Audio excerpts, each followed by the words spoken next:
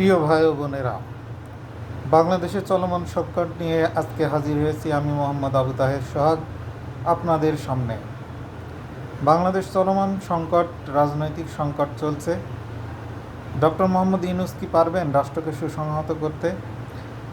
যারা প্রভাব বলয়ে রয়েছেন বাংলাদেশে তারা হলেন মার্কিন যুক্তরাষ্ট্র, ভারত, চীন, রাশিয়া। এই কয়েকজন সর্বদাই বাংলাদেশের প্রভাব খাটাতে চান এবং বাংলাদেশের রাজনীতিকে প্রভাবিত করতে চান।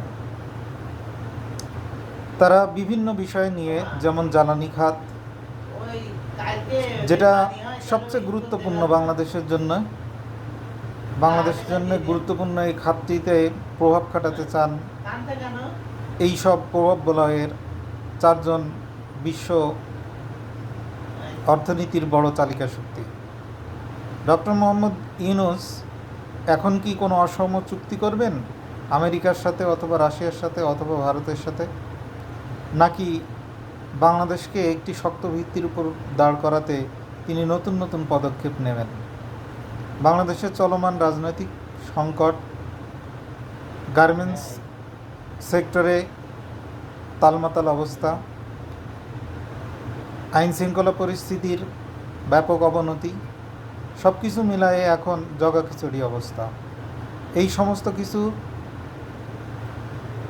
উন্নতি সাধন এবং রাষ্ট্রকে একটি সুসংহত ভিত্তির উপর দাঁড় করাতে হলে তাকে জরুরি ভিত্তিতে কিছু পদক্ষেপ নিতে হবে।